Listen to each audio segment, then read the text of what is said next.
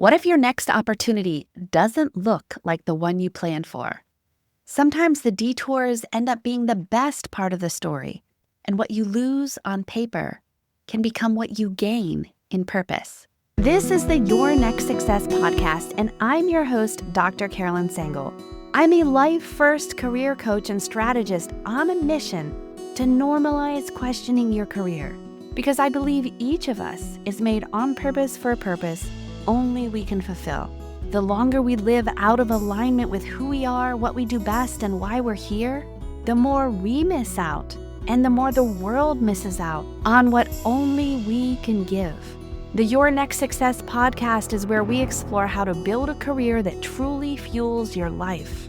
We talk about self-discovery, smart job search strategies, professional growth, and you'll hear stories from people who've navigated big career transitions themselves, so you can see what it's really like to make bold changes and feel inspired to create your own version of authentic success. One that is aligned, meaningful, and truly yours. Today's guest is Dr. Danny Brassell. Often called Jim Carrey with a Ph.D., Danny has delivered over 3,500 keynotes and trainings across the world, helping people discover the joy of learning, leading, and connecting through story. He's authored 19 books, including Leadership Begins with Motivation and Misfits and Crackpots, and he's the co-founder of the Well-Crafted Story Workshop, where he helps entrepreneurs and organizations turn speaking into one of their most powerful client lead sources. What makes Danny unforgettable isn't just his humor or his energy, it's his ability to help people see that communication isn't about performing, it's about connecting. In this conversation, we trace Danny's incredible journey from stuttering student to teacher, journalist, speaker, and coach, and the lessons he learned about resilience, reinvention, and the power of story. We also dive into practical ways to overcome the fear of speaking, connect through authenticity, and transform even your failures into bridges of connection. Whether you're leading a team, interviewing for your next role, or simply trying to share your message more confidently, this episode will show you how to speak in a way that moves people. Welcome, Danny, to Your Next Success. I am so excited for our conversation today. Thanks so much for having me, Carolyn. Thanks so much for spreading some joy around the world. We need a lot more of you. And you as well. So, as one of the things I love talking to people about is careers, career transitions, the stories behind the success. Help me understand. Let's take it way, way back. Growing up, what was it like for you? Where were you? Tell us a little bit about childhood and what you thought success meant then as well. Oh, wow. We are going way back. We are going way back, yeah. When I was a kid, I wanted to be president of the United States. Now I think I'd like to be the ex-president of the United States because I don't have the responsibility, but I get a nice big payment for my memoir and I can golf wherever I want. I always thought success was having the big mansion and unlimited fame and that kind of thing. And then I guess as you get older, your priorities shift a little bit. When you were little, what kind of things did you enjoy doing? What fascinated you? Where did you lose track of time? I have a picture of me, Carolyn, when I was 4 years old, and I'm wearing space boots, a San Diego Chargers jersey, a sheriff's badge, and a fireman's helmet, because I was going to be the first ever astronaut, professional football player, firefighter, and police officer. That's the world I grew up in. I grew up in a world of encouragement where my parents said, you can do whatever you want. Just try and be the best at whatever you do. And I've always tried to follow that advice. And I think I have worn multiple hats in my life so far. Yeah, we're going to get into that. I love that. I love the creativity and just the possibilities that even as a young little soul, you were exuding into the world. When you got into school, how was that? And were there certain subjects or activities that you really enjoyed or maybe some that you didn't? Yeah, I went to 18 different schools before I was 12 years old. People used to call me stupid because I stuttered. And eventually I went to a school where a teacher, she took me aside one-on-one and she would sing things to me. And I found that I could sing without my stutter, like the movie The King's Speech. And I lost my stutter and I became a swan. But I've been blessed to have lots of wonderful teachers as mentors who encouraged me. And I wish I was only good at one thing. I'm actually good at lots of different things. And because of that, I've got puppy dog syndrome and I'm always looking at different avenues. But I've been blessed, very blessed with a lot of support and encouragement throughout my life. I get it. I get the puppy dog syndrome and multiple schools. Now, what was it that prompted you to go to 18 different schools? Yeah, it was just because of my speech disability and getting bullied and things like that. Oh, so your parents proactively would take you and try to plant you into a new environment? Yeah, we were in the wrong environments. I'll be diplomatic. We'll say that was the case. I was in the wrong environments with people that weren't supporting me. And so my parents made sure that I was around people who did support me. And did you physically move locations too, or did you live in a big enough metropolitan area that you could just do that? Yeah, we also moved around a lot. And then we also lived in some bigger metropolitan areas. And that was like high school, middle school. When did you land into the amazing place? Yeah, I was about 13 when I moved to Durango. And so it was right at the end of sixth grade, entering middle school and high school, and just a real blessing to be there. Oh, that's great. And then you graduated from there? I did. I graduated from Durango High School. And then at the time I was being recruited to be a football player in college. I had received some very lucrative offers, but all I wanted to do was to attend Yale. And I had the grades, I had the activities, I had the test scores, I had the positive interviews. And I remember, Carolyn, I got my rejection letter on a Tuesday afternoon. And I was a punk 17-year-old who was so angry. I just went alphabetically down a list and I looked for the very first university without a football team.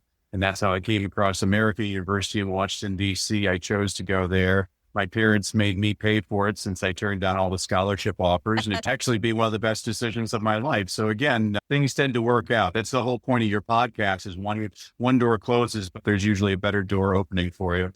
That's right. By choice or by force. But either way, looking back, it's, now I see why that happened. Oh, Right. I'm so glad that happened. Steps removed from whatever the situation is.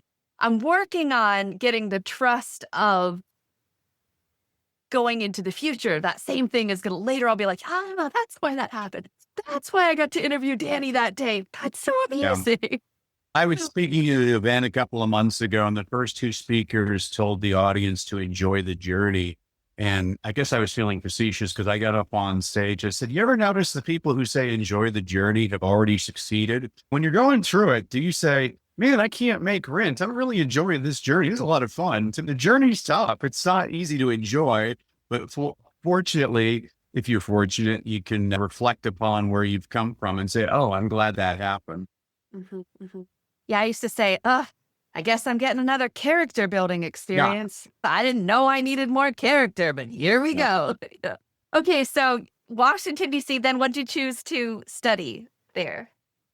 Yeah, I was political science major because I wanted to be president of the United States. Naturally. I love political science, but then I took a journalism class with Steve Taylor. I took the class because the basketball team took that class, so I knew it was an easy A.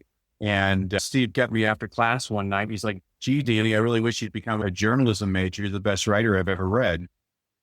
That statement got me to switch majors, and Steve got me my first job as a journalist. Again, being around the right people and in the right situations can lead to extraordinary things. And you listened. That's the thing. Let's just say I have a lot of experience right now with younger men. And that's amazing that you took that advice from a mentor, a well-meaning mentor, and ran with it.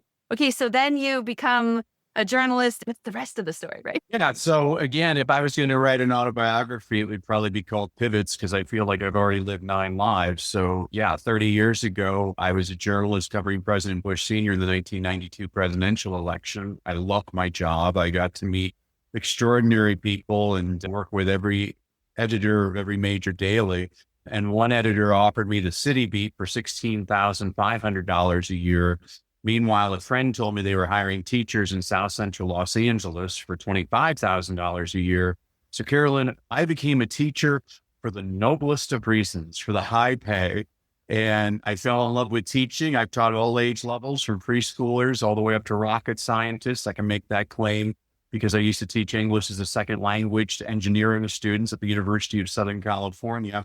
And then in 2005, my wife and I attended a real estate seminar, which turned out to be a scam, and we lost everything.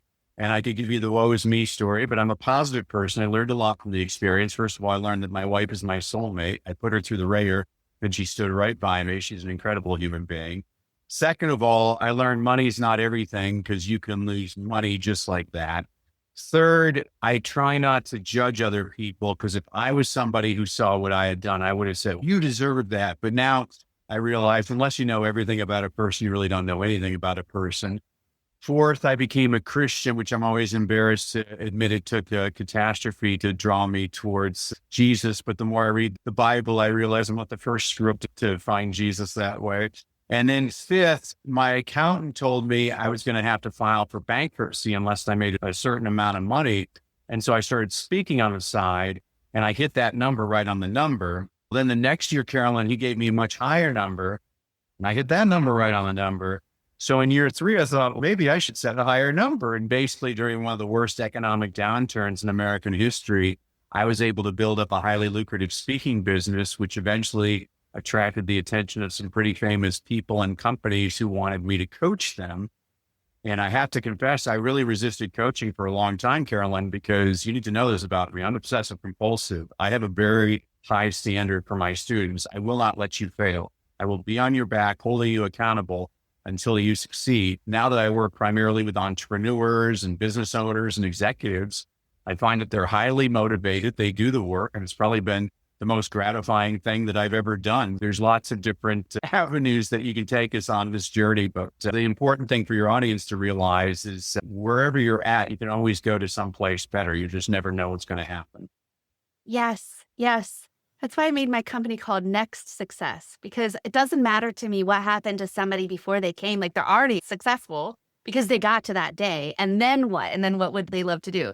Now, I'm curious, when you took that very lucrative teaching job, how much of your experiences in a multitude of school systems did you let shape you as a teacher? What did you take from and what did you carry forward? What did you leave behind from all those many examples that you had seen before?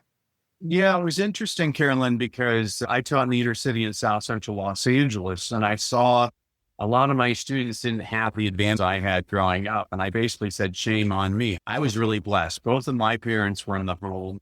We were poor, but we always had food on the table. And my parents always read in front of us kids, to us kids, and we had plenty of access to reading materials.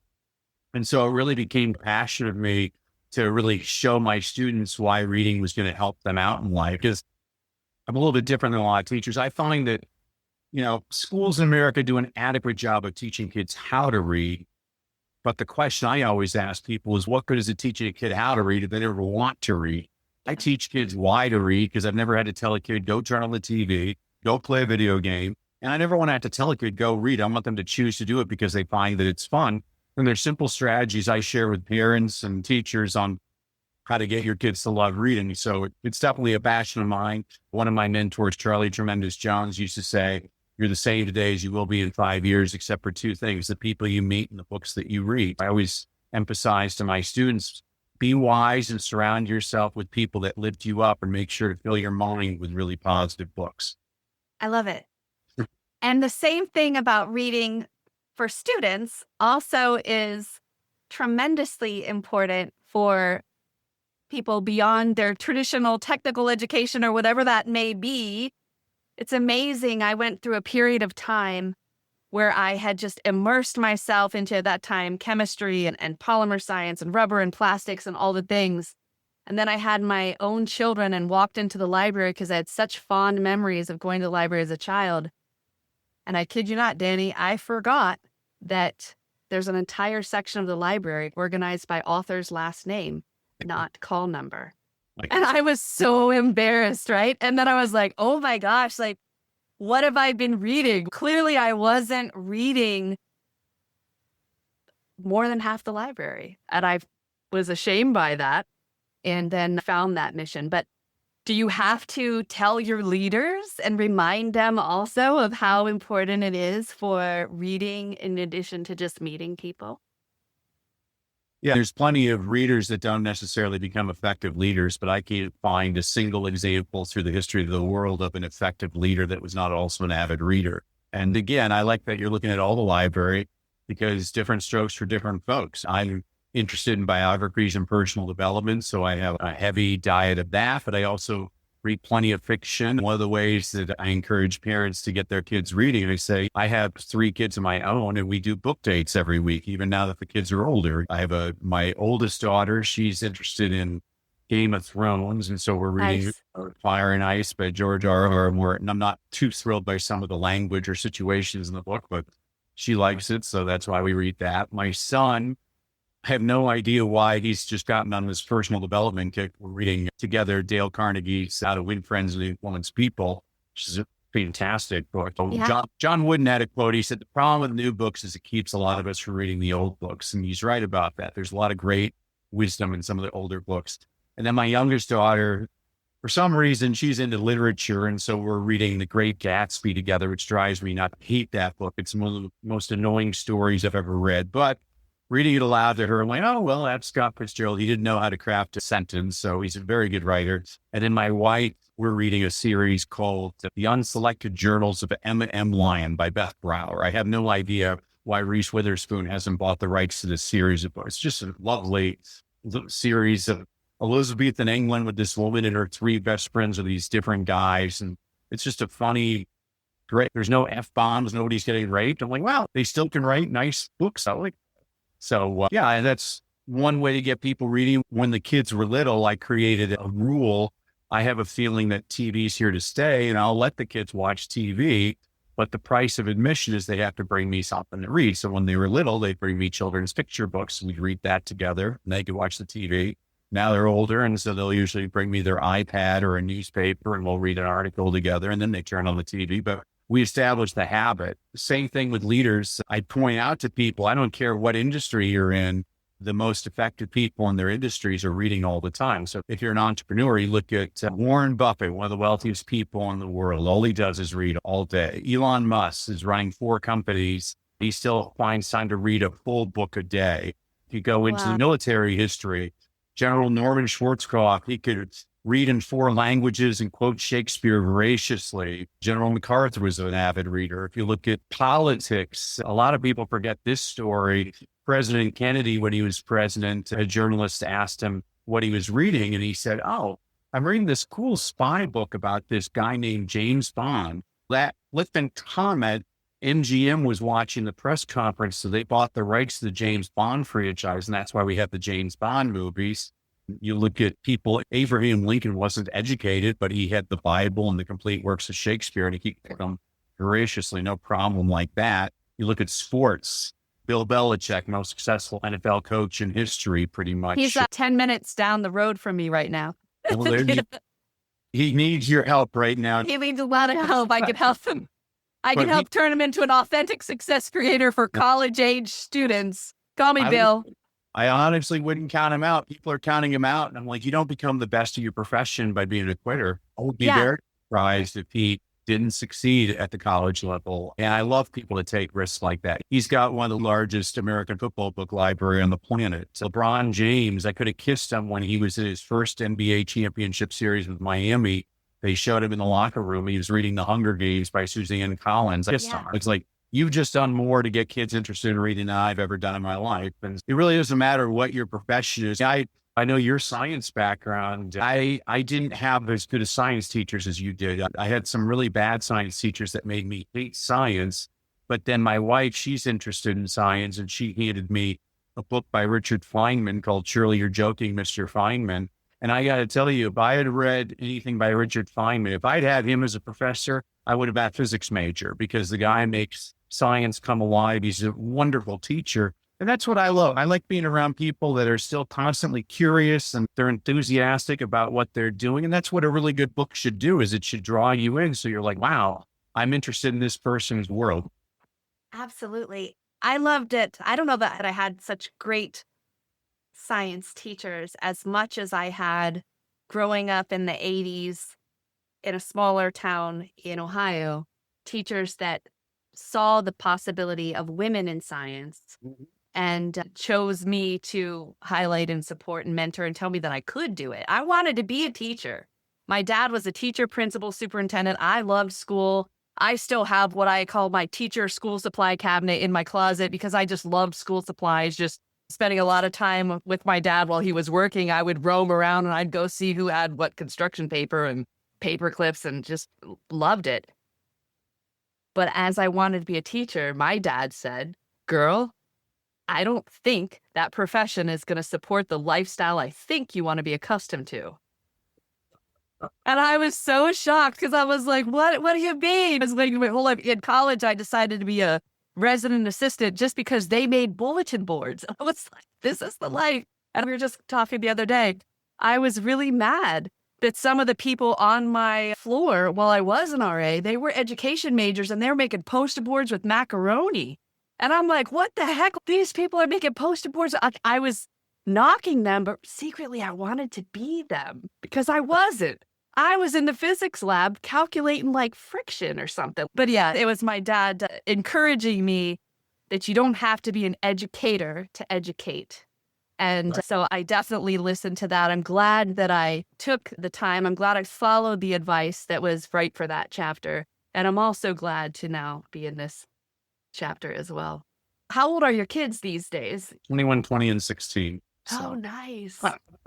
And can you now ride in a car with your children driving and you're okay with it? Or how does that work?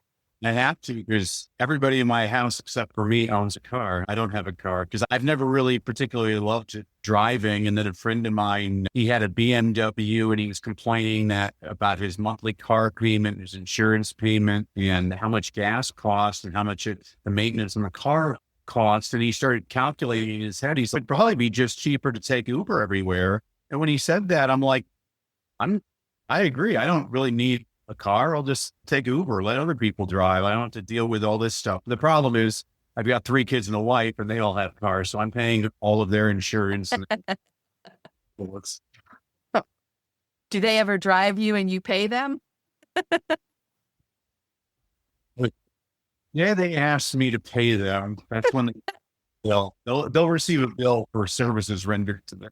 Imagine what your life would be like if your career aligned with who you are, what you do best, and actually fueled the life you want. At Next Success, we support all ages and stages through career transitions, from students exploring majors or careers to job seekers actively searching or reimagining their next move to professionals committed to self-awareness and leadership growth.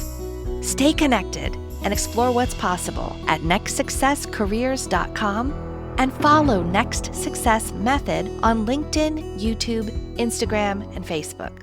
You do a lot with helping leaders train them and also helping people tell stories and make connections. I'm curious if you can help give some advice to people who may be listening. A lot of the people that are attracted to the work that I'm doing thus far are the ones that I interacted with and was at one time. So let's say there's a highly trained technical person. Perhaps they aren't as extroverted as I am. And they're really smart in their craft and the things that they've done. And they always want to get things right. And yet they've heard relationships are where it's at and communication skills are what really propel careers. So now they're going to a technical meeting and you walk into this room of other brilliant minds. What's your advice? What can they do? How do they approach that? You're a well-crafted story away from 7 figures. That of all people, it was Joseph Stalin who said that 1 million people dead is a statistic and 1 person dead is a tragedy. Translation, facts tell, but stories sell. Facts inform, stories transform. I don't know if Einstein actually was the most brilliant scientist ever to walk the planet, but I do know this. He was the only scientist who was able to convey really complex, highly technical information in a way that people like me could actually comprehend. And that's what a good storyteller does. As a matter of fact, most of the people I work with, either they're terrified of speaking or they have no interest in speaking. And I'm able to show them, no, This is the way you're going to really impact a lot more people and definitely affect your bank account as well. Example, just so you know, I never give the names of the people or the companies I work with out of respect to them. My business partner, Coach Jimmy, he loves to say all the people that we work with, but I don't do that. So we were working with a pretty big Silicon Valley firm of engineers. Let's just say engineers tend to be introverted people. And one of the gentlemen I was working with is an Indian gentleman. And he was terrified. He's like, "Oh, Danny, please, you have to make me interesting so that they listen to me." And so he has a very difficult name to pronounce. And so what we did with his presentation is he starts off and he says, "Hello, my name is Shubhankar Mujahardeen. Gee, I sure hope I'm pronouncing that correctly." And so all I'm showing him how to do is, hey, you don't have to be a stand-up comedian, but this is going to get people, you're going to lower their filters. So they're like, oh, this is somebody I can listen to. And that's what the power of storytelling is. Now, I know lots of good storytellers that aren't effective speakers. And the reason is they're just telling stories, but they're not telling stories with intent. And there's a difference there. Here's an exercise everybody in your audience can do, is ladies, including you. So Carolyn, later on, get in a comfortable chair with a pen and paper, libation of choice. And for an hour, I want you to write down every story that's ever happened to you. And I don't mean the entire story. I just mean triggers. So time I locked myself out of the car in front of Costco. The time Dad spilled mustard on his tie when we were at that fancy restaurant. You'll find in an hour, you can come up with several hundred stories like this. So that's the first part of the exercise. The second part of the exercise is then I want you to think about, what's this story really about? Oh, this is a story about never giving up. Well, this is a story about loyalty. Oh, this is a story about friendship. And so on my computer, I have hundreds of files with literally tens of thousands of stories like this, so that when I'm putting together a presentation, I know where I can find stories to make the points I'm trying to make. For example, I'm working with a dietitian, nutrition expert. We'll call her Carrey. And she was having difficulty with her presentation. She helps women with intestinal issues on their diets, and she has a 90-day coaching program. And she made the mistake at the end of her presentation. She ended by just saying, "Oh, make sure you enroll in my 90-day coaching program." And I said, "No, we can't do that. This is a mistake. I actually have a process I take people through. And you have to understand there's two types of people in your audience. I call them the Joe Fridays and the Julia Roberts. So we're going to be stereotypical and say it's the married couple. The husband is usually Joe Friday. He's the guy sitting in his audience with his arms crossed. It's like, how much is this going to cost me? How long does it take? What do I got to do? And a well-crafted presentation addresses all of those questions for him. Problem is, a lot of people in their presentations on that, and you're ignoring potentially half of your audience, the white, who I call Julia Roberts. Julia Roberts doesn't care about that. All she cares about is that it makes her feel good. Oh, I listen to Carolyn's podcast because I always learn. She always makes me feel good. It's like a long lost sister. And so I asked Kathy, I said, what do you want your audience to do? And she said, I want them to buy my program. I'm like, yes, I know that. I know you want them to buy your program. What do you want them to understand about your program that they don't understand right now? So she thought about it. She said, oh, I want them to understand that they can't do it alone. I'm like, oh, there you go. You need to hire an expert story. She's like, what's that? I'm like, okay, I'll give you the example. Many years ago, my wife and I, we had theater tickets. We were dressed to the nines, driving to the theater when we got a flat tire. My wife said, I'll call AAA, get a tow truck. I'm like, you don't have to call AAA. I'm a man. I can fix a flat tire. So I got out of the car, I opened up the trunk, and I got the spare tire, and I got the pumper thing, and I got the big jack thing, and started trying to take the nuts off of the tire. And 27 minutes later, I have grease all over me. I have not fixed the flat tire. I look up at my wife. She's shaking her head like, I could have done so much better than this guy. Well, unbeknownst to me, she'd called AAA. This tow truck shows up, and this 17-year-old punk hops out of the tow truck and fixes my flat tire in 3 minutes. You know, I think there's times in life when all of us think we can do it on our own. But if you want to save time, you want to save money, you want to save a whole lot of headache and embarrassment, you hire an expert. And so what I've done, Carolyn, is I've now created a story that is a metaphor for what I want the audience to do. People think in stories, and if you don't believe me, I like to point out to the Bible.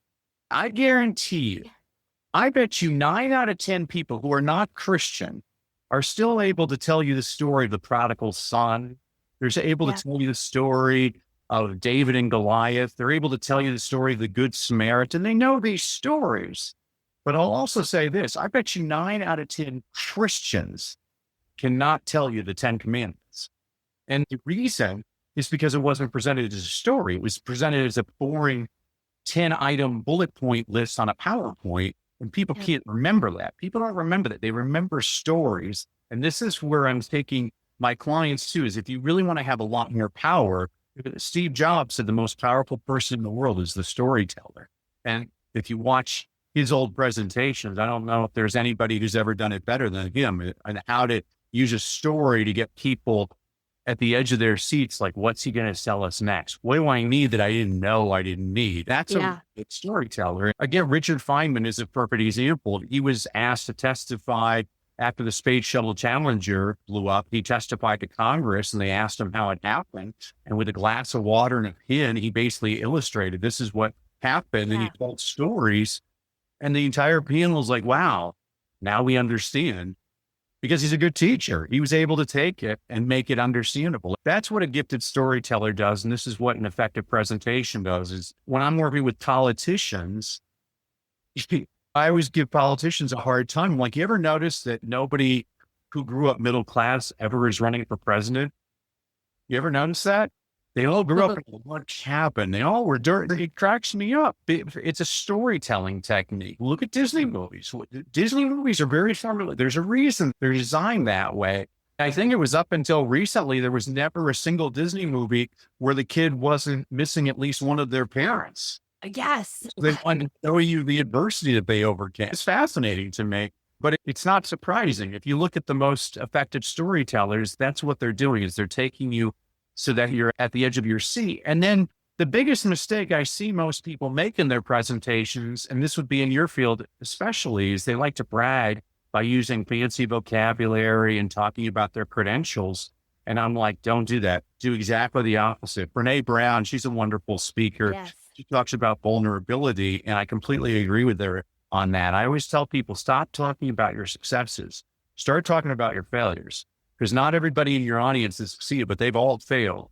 And the more you share your own failures, the more your audience is going to see themselves in you and nod their heads. And that's what you're trying to do. You're trying to connect with people. Oh, Carolyn's just like me. It's like I'm talking to my long lost sisters. That's why I listen to this podcast, is wow, there's all these people that they've had these weird journeys where things kept on happening to them. But that's why we all like Rocky. You know, he takes a punch, but he gets right back up. And that's the whole point. That's the hope that we need in a story. Yeah, I've immersed myself over the last year or so in trying to get back to basics, peel off some of the layers that I had, and remember about stories. Because at first, what does any technical Ph.D. do when they go to give a presentation? It's, hi, my name is Dr. Carolyn Sangal, and I have a Ph.D. in this, that, and the other, and I went to all these things, and I'm going to tell you a whole bunch of stuff, and you're going to believe me because of the letters behind my name, and I'm going to just talk through the scientific method and tell you about my observations, and we're going to get to the conclusions, and see you next time. And then I tried that, right? So it's like I did the science thing, decade in the chemical industry, stay-at-home mom, came back as a recruiter for the chemical industry, helped people's lives. That was amazing.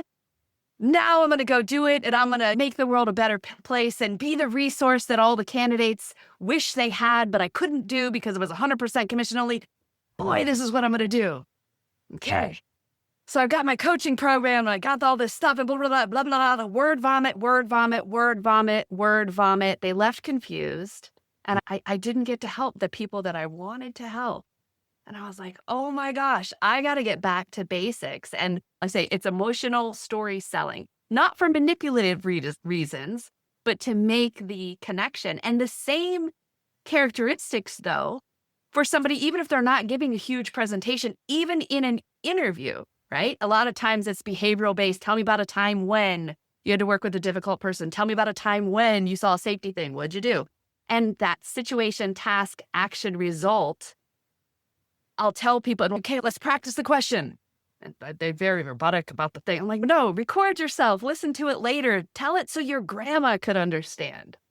That's what people want. That's what people want, is the ability to, even in an interview, to make a connection of how your past connects with their future, sell them that you're the right person, ready and willing for that opportunity. So story selling, so important. Thank you for sharing those. If you only had one piece of advice to give somebody in a networking situation and they're scared, they're not really sure what to do, they're uncomfortable, what advice would you give them?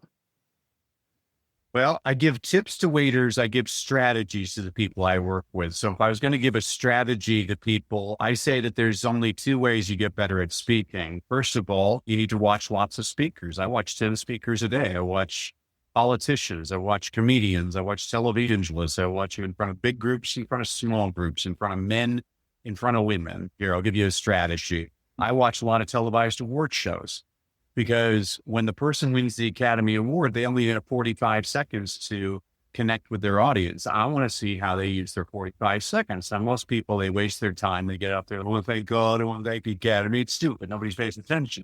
But every now and then a person does a masterful job. So a few years ago, there was the Academy Award for Best Film Editing, and it was won by a gentleman named Joe Walker. Now, this is film editing, and we're at the Academy Awards. All the important people are in the front of the room, the actors, and the camera's scanning the crowd. You can tell they're not paying attention. This is editing. And Joe Walker, he gets up there. He's British. He speaks very slowly and deliberately. He says, lots of people don't know this, but when phrased properly, the term Academy Award nominee can be used as an insult. Well, now the camera's standing in the crowd, people leaning in. What's he talking about? He's like, for example, yesterday I got in an argument with my 17-year-old daughter, and she said, Academy Award nominee Joe Walker. All of a sudden, you see everybody laughing hysterically. He gets off stage. Denzel Washington wants to meet him. Brad Pitt wants to meet him. Sandra Bullock wants to meet him. Time magazine said it was one of the highlights of the Academy Awards. Well done, Mr. Walker. And so the first way you get better at speaking is you watch lots of speakers. The second way you get better at speaking, I've had lots of great coaches throughout my life. One of them was a guy by the name of Jim Rohn. And Jim used to say, you can't pay other people to do your push-ups.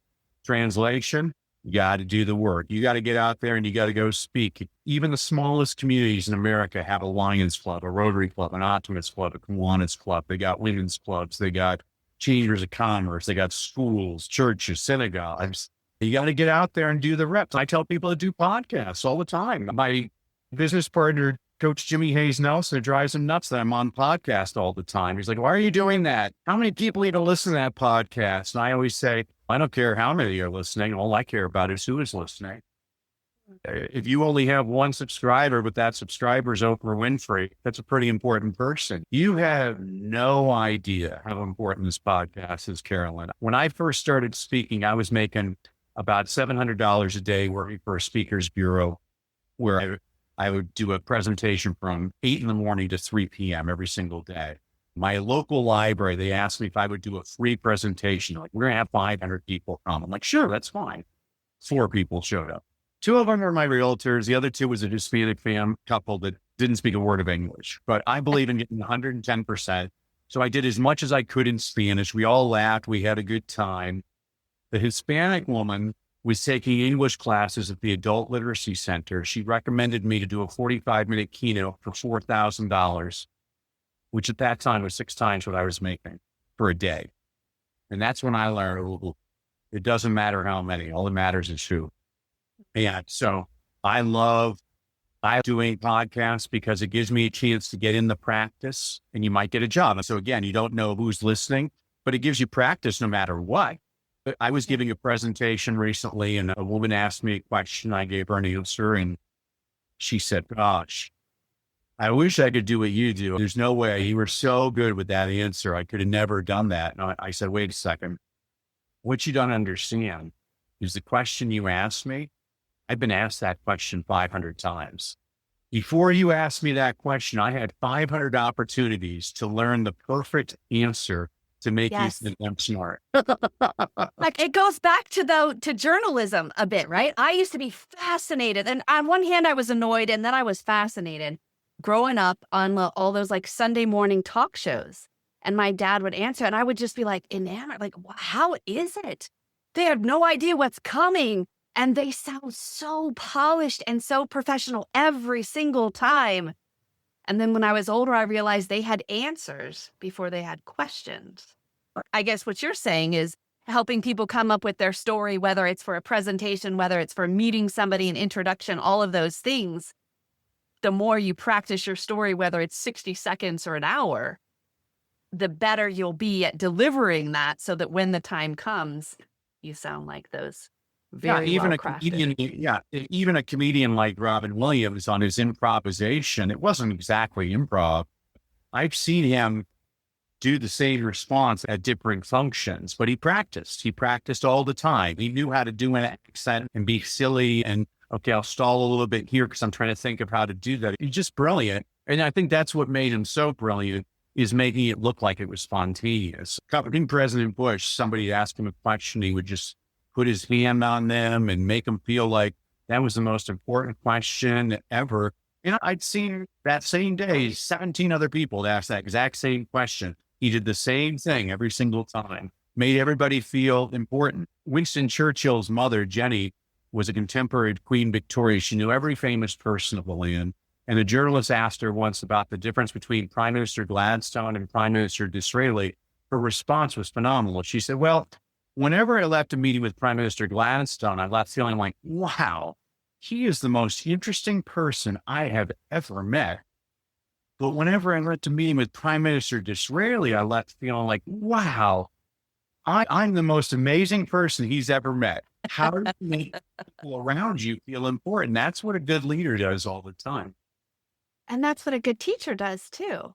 I love this narrative of how you've crafted your journey to be able to take every single element, use it for good, and now help whoever's in front of you, whether it was a student, a parent, a leader, a tech person. That's so cool. That's what you do, Carolina. This is why I watch a lot of speakers. I always tell people that are fearful of things. I'm working with a woman right now and she shakes like crazy. And this is what a lot of people don't understand. The audience actually wants you to succeed because there's nothing more uncomfortable than watching a really bad speaker bomb. And so I said, if you're going to shake, just tell your audience, I'm nervous. Look at my hands right now. Because what's going to happen is the audience are like, no, you can do it. You can do it. If you want, turn whatever you perceive as your weakness, turn it into your strength. Watch comedians. Comedians are excellent at this. Kevin Hart is a short black guy. So what does he do? He does a lot of jokes about being a short black guy. Jim Gaffigan's a big fat white guy. So what's he do? He makes a lot of jokes about being a big fat white guy. By taking your perceived weakness and turning it into your strength, people are like, oh, I can't even mention that. They're just dumbfounded. If you're a scientist that's wordy or whatever, you say, oh, I speak two languages. I speak English and I speak scientific technology stuff. It's going to get people to laugh. So yeah, because we all of us are nerds. This is what we do is we like to impress each other with our vernaculars and our lexicons. What brings you joy at this season of your life?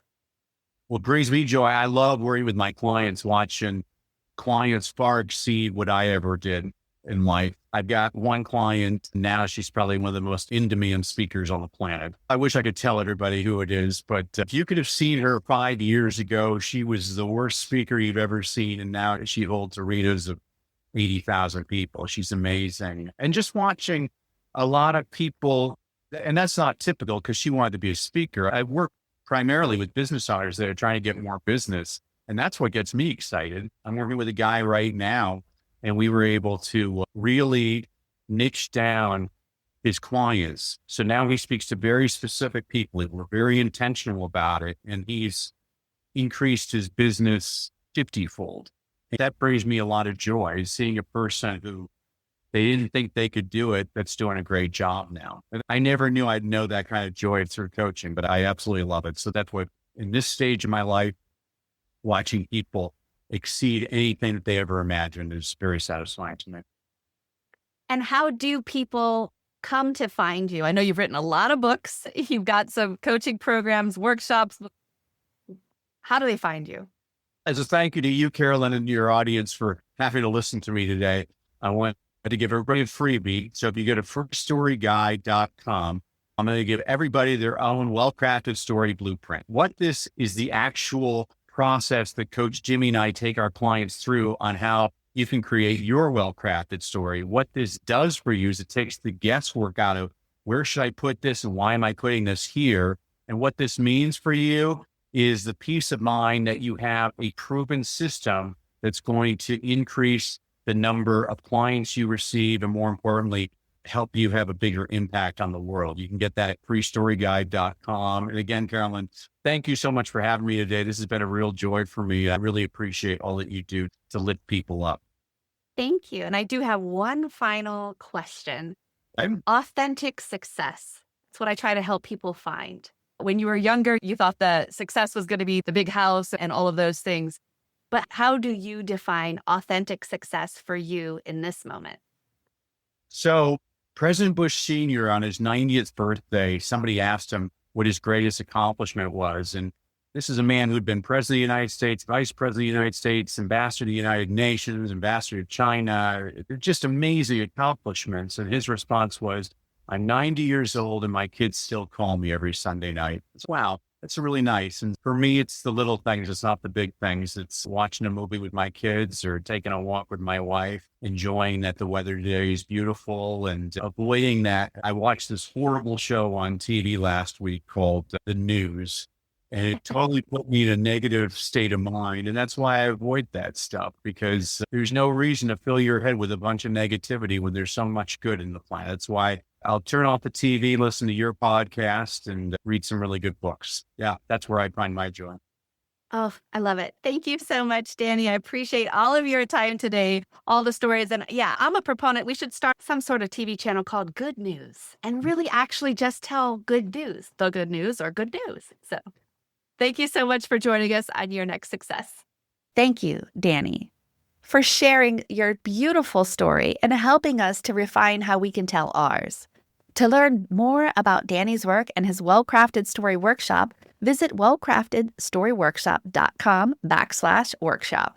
And if you're ready to find your voice and share your story with clarity and confidence, visit nextsuccesscareers.com for tools and upcoming programs. Until next time, keep aligning your work with the life you're meant to live. Thanks for listening to Your Next Success with Dr. Carolyn Sangal. Remember, authentic success is yours to define and includes aligning your career to support the life you want.